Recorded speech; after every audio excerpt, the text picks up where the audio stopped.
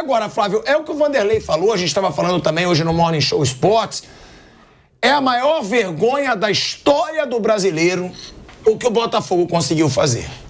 O Botafogo, se já falam no Rio de Janeiro que tem coisas que só acontecem com o Botafogo, agora então, dizem que você enterra um sapo, né, em algum lugar.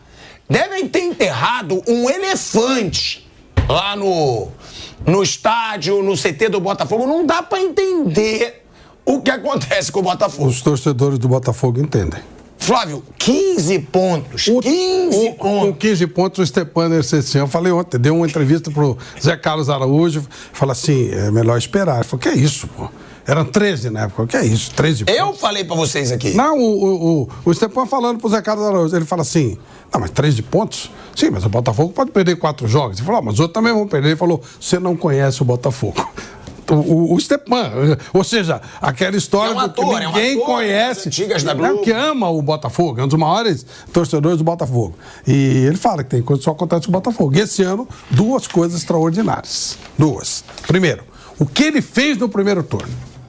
Tem coisas que só acontecem com o Botafogo. O time vem da segunda divisão, monta um time aí com um jogador mais antigo, jogador forte, de velocidade. Ou seja, bem aquela coisa de vamos fazer um time pra gente se segurar, jogador experiente e tal. De repente dispara, 15 pontos de vantagem. Tem coisas que só acontecem com o Botafogo, só aconteceu. E aí, ele começa a perder de uma maneira absurda como ninguém perdeu antes. Tem coisas que só acontecem com o Botafogo. E aí ele foi parar num lugar ótimo para aquilo que se esperava quando começou o campeonato. Se fosse o contrário, Botafogo tivesse feito esse vexame no primeiro turno e a arrancada que ele deu no primeiro agora seria maravilhoso. Mas aconteceram 2 coisas absurdas. O que ele fez no primeiro turno e o que ele fez no segundo. E aqui o Mauro, quando ele citou, estava lembrando de uma situação. Quando o Corinthians deu aquela arrancada num primeiro turno lá atrás, 2018, Mauro? O time do 17. 17. Quando ele dá essa arrancada, o Carille estava começando como técnico, né? Era a segunda vez que tinha trabalhado um pouquinho no Corinthians e depois a segunda vez. E a gente conversava muito. E ele falava assim, cara, tá dando tudo certo, mas eu preciso me cobrir. Ele sempre teve muita consciência da limitação no Corinthians. Falei, ficar esperto com isso aqui, porque, né, tá muito, tudo que eu faço tá dando certo. Tudo que a gente tá fazendo tá dando certo. Então ele teve sempre muita consciência que em algum momento a coisa não ia ser do mesmo jeito. Ele sabia disso. O Corinthians se preparou para começar a perder. Sabia que o que estava acontecendo era uma anomalia. Ou se preparou para ser mais normal. Parece que o Botafogo não teve esse cuidado, né? Os jogadores não tiveram, ou não teve um técnico com competência para fazer esse tipo de leitura. O cara, ele, embora fosse um jovem, na época, ele teve essa leitura. Ele devia estar conversando com o jogador, ó, gente, isso aqui está fora do padrão. Não é isso que vai acontecer no segundo turno. Vão encostar, nós vamos ter problema.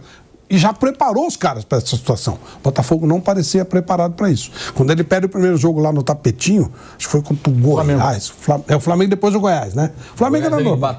Empata com o Goiás. Ele começa. É que ele só ganhava no Tapetinho todas, 100%. Ele perde o Flamengo, empata com o Goiás. Aí, eles não estavam preparados para isso. O Corinthians do Carille, ao contrário, sabia, tinha noção exata que o que foi feito naquele primeiro turno foi anormal. O Botafogo não. O Botafogo, não sei por que cargas d'água, mesmo com jogadores experientes, então faltou um técnico, né?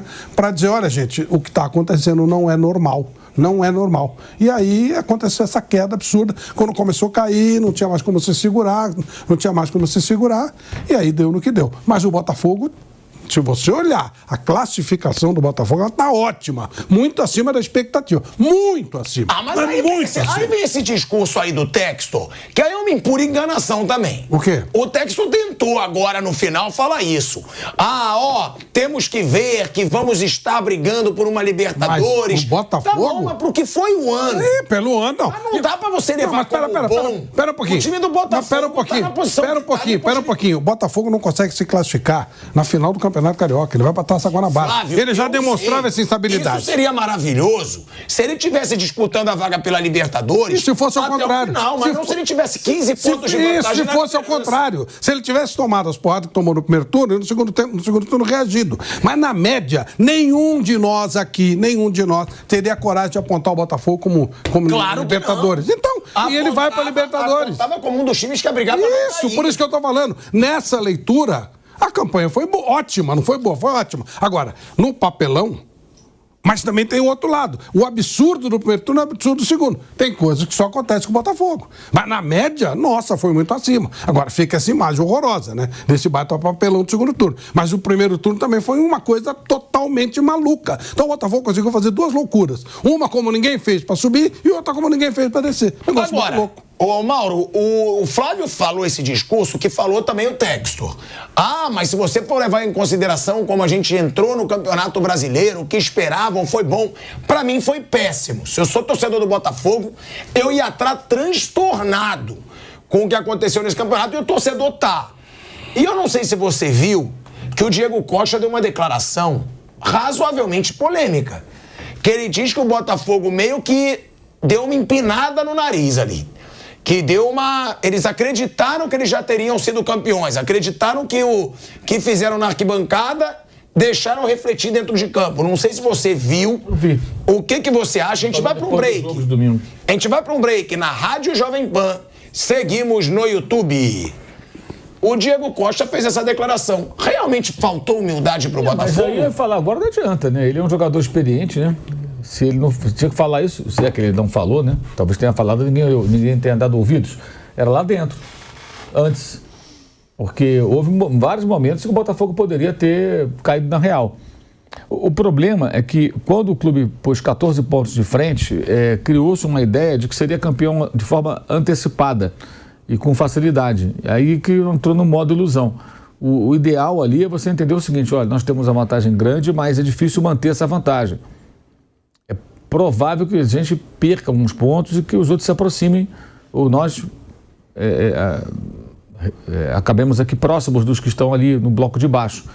Temos que saber administrar essa pontuação, jogo após jogo, com uma estratégia inteligente. O Botafogo entrou numa vibe totalmente equivocada, as coisas já não estavam mais dando tão certo, encontraram no técnico um vilão, não era culpa dele apenas, ele tinha ali a sua parcela de responsabilidade, mandaram embora, e aí vem um grande erro.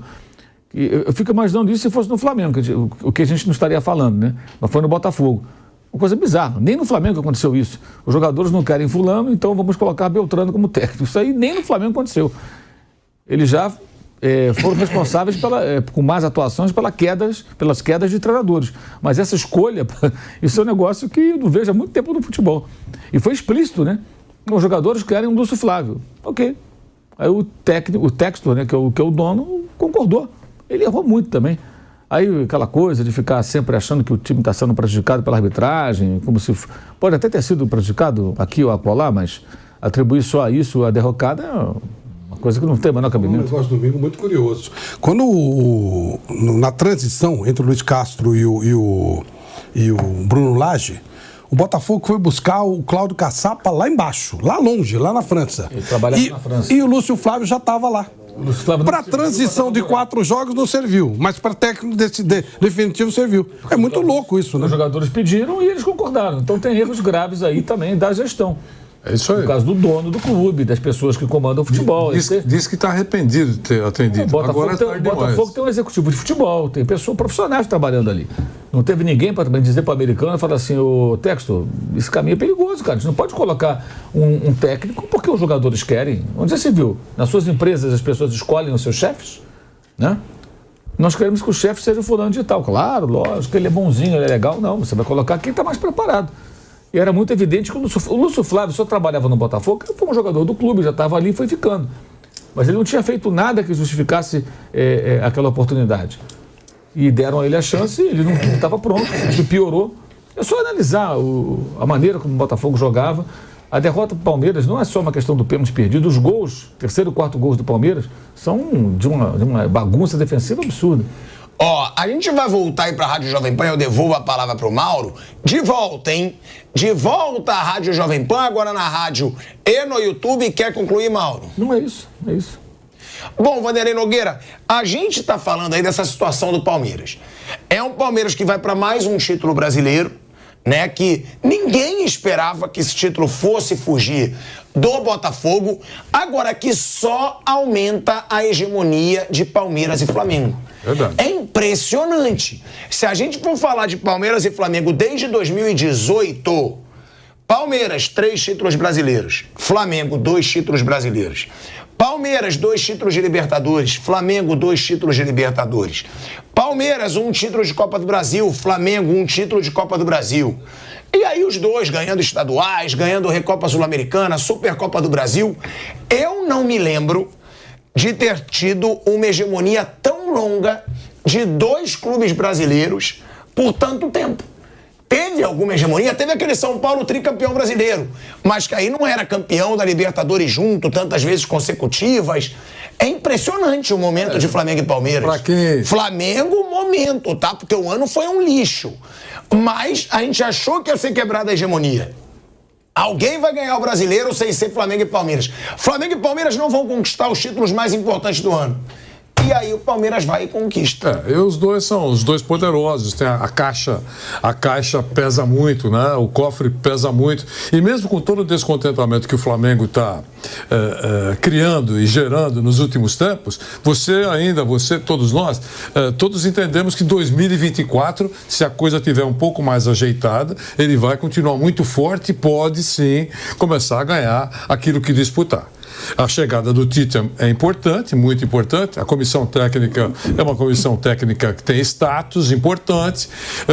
O Flamengo está tentando fazer mudanças aí, fazendo despedidas de jogadores que já estão terminando a participação deles no Flamengo, mas podem caminhar por outras equipes. O Felipe vai parar, é verdade, mas não importa.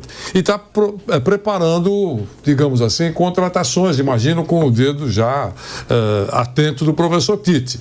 Então, o Flamengo, que não foi bem, está sendo desconfortável para a torcida nos últimos tempos, muito provavelmente será melhor do que esse ano na próxima temporada. E o Palmeiras, né, vem acumulando vitórias, títulos, ele não foi brilhante como na temporada passada, mas chega forte para 2024 novamente. Se vai contratar ou não, resta esperar um pouquinho, mas tem uma base importante que pode ser usada pelo Abel ou por outro treinador. Então é exatamente isso. Vai para a Libertadores, os dois, né, Flávio, continuam sendo muito favoritos. São os favoritos de novo. Muito fortes, né? Com relação aos clubes dos outros países, eles podem ficar mais ou menos. A gente já tem sentido isso, quase que no mesmo patamar de outros clubes brasileiros. Mas sempre ressaltando que Flamengo e Palmeiras são superiores a todas as outras equipes que participam da Libertadores. Vai dar zebra? Isso a gente não sabe, mas eles chegam fortes, muito fortes.